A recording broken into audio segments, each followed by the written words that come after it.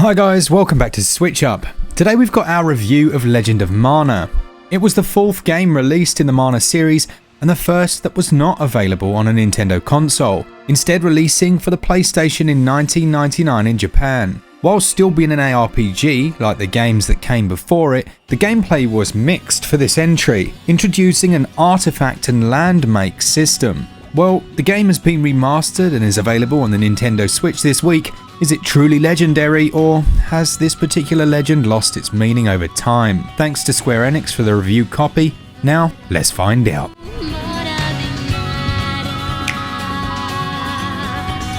When it comes to the story for Legend of Mana, the main theme revolves around the destruction of the Tree of Mana after a war many centuries ago. Over the years, peace has resumed, and many of the lands of the world were stored in artifacts. You play as a silent protagonist looking to restore the world to its former glory. The narrative isn't told as one coherent tale though, and is instead made up of a few different and unconnected arcs, culminating in a final arc, but a lot of the world building comes from the side quests you take on along the way. This means that the story almost takes a bit of a back seat in some ways to gameplay, which was and still is quite a unique direction for an RPG to go in. As I mentioned in the intro, gameplay wise, the way it works is quite different and certainly takes some getting used to. Bearing in mind it was released 22 years ago and didn't ever reach some regions such as Europe, there may be a fair few people that are a little confused to begin with. The aim is to find artifacts by completing certain quests. You can then place these onto the map and new areas will spawn. These in turn can be explored in search of new quests. These quests can range from small side quests that might only take a few minutes to complete but net you rewards such as items, money or sometimes artifacts, to larger quests that are part of a particular story arc and progress the game along. To give a very early example, after you place your first artifact and opening up the town of Domina, you meet a merchant who will ask you to defeat a group of bandits. This will earn you a couple of new ones, which you can place on the map to open up 2 new areas to explore, but returning to Domina and searching around, speaking to locals, etc. will uncover more side quests that you can also attempt. The action is shown in a top-down, almost isometric view, and you'll move from screen to screen in a particular area, being taken to a map screen at times to pick your next pathway point from a select few available, and you can talk to NPCs, enter caves, or go into shops and houses. You'll know when a quest has started, as the quest name will flash up on screen, and once it's ended, a still image makes you aware of this. You must then return home and talk to a little cactus who will document your adventures. Success in some quests will see you expand the immediate surroundings around your home, such as creating a workshop where you can build weapons and armor, or an area where you can hatch eggs that you'll find at certain times and nurture the animals found inside to become your pets. These pets can subsequently be taken out to assist you on quests. There are around 67 quests in total, I believe, and unless you follow a guide, there will be many you miss on your first playthrough, as your placement of the artifacts on the map and the order in which you complete certain quests can block off others for that playthrough. You're going to find yourself battling a host of enemies and combat takes place in real time.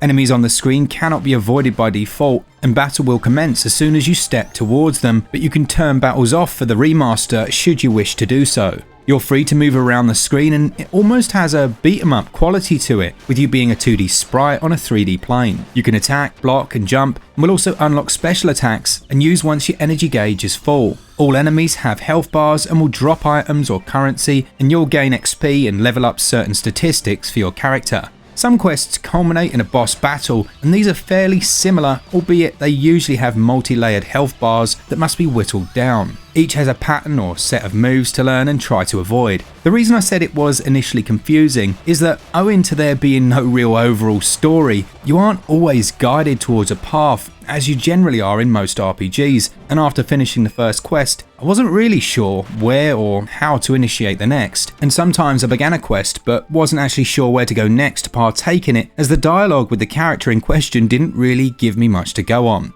Now, to be fair, a lot of this is due to muscle memory of what you usually expect from a JRPG, and it just takes a period of acclimatization before things start to feel a bit more natural. To say the game doesn't explain its mechanics would be unfair, as there are help buttons and menus to read, but I had more success getting a general gist from fan wikis as they explained it all a bit better. Control-wise, you move with the left stick, and whilst it works well enough, the perspective can lead to you inadvertently going the wrong way at times, such as back up a set of stairs you've just navigated your way down. Menus also feel a little convoluted, with lots of sub-menus to get to grips with, and there is a strange stance your character takes in battle that slows things down a tad. Finally, this remaster includes a new game mode called Ring Ring Land, which is almost like a Tamagotchi element for your pets in-game. You can send them here and then recall them to rejoin you on your main adventure. You can also play the main game with a friend. The second player takes on the role of a pet or accomplice, but unfortunately I was flying solo on this one. Once I got to grips with it, I really started to enjoy the short burst nature of the quests. It provided a change of pace to the usual epic feel of JRPGs, and I found myself picking the game up, exploring an area or laying a new artifact, but doing so in bite-sized chunks. It does come at the expense of a grand, cohesive and overarching narrative, and this may put some people off, but I felt the brief story was enough of an incentive to enjoy things. Gameplay, including story, gets 16 out of 20. Controls feel a little bit fiddly at times owing to the perspective and the menus being a touch convoluted. They score 14 out of 20.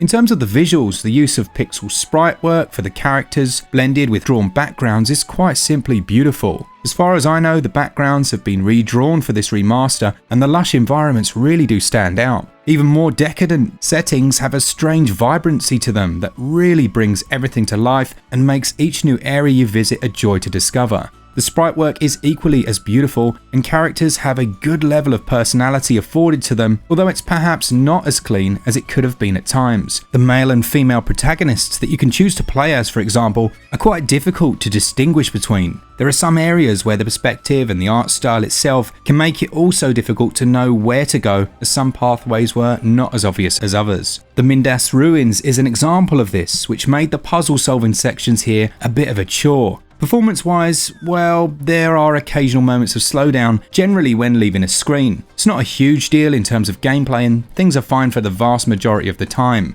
The same applies to handheld mode, and whilst talking of handheld, the text is of a good size and reading it was never an issue. When it comes to audio, well, in my opinion, it's the strongest part of the whole package, which is saying a lot considering the high regard I hold visuals in. From the first vocalized song in a Mana game to heartfelt, jovial, audacious and buccaneering tracks as you make your way through the adventure.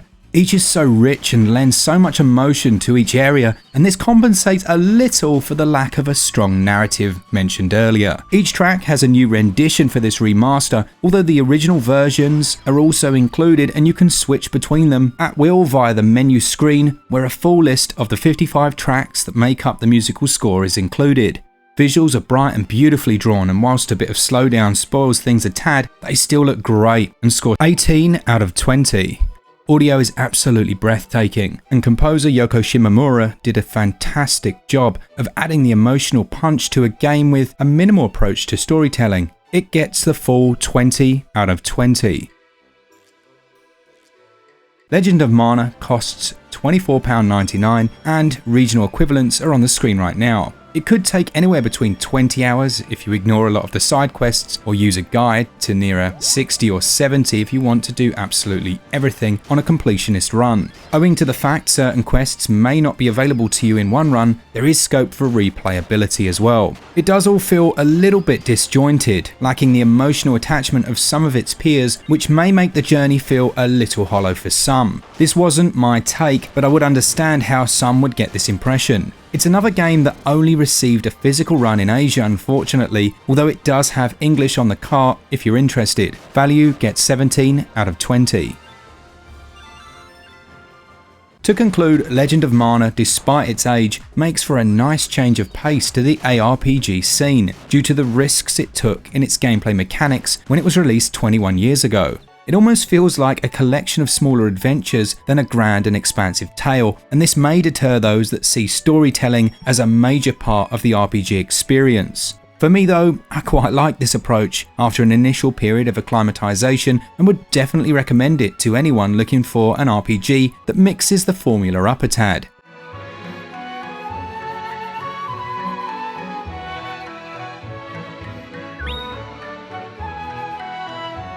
Legend of Mana gets a SwitchUp score of 85%. A big thanks to Glenn for writing this one, and to all of you who enjoy the content. Are you considering picking up Legend of Mana? Let me know down in the comments. As always, thanks to our patrons, you guys are amazing and support us each and every month. And for all things Switch, all the time, keep it Switch up. Cheers guys, see ya!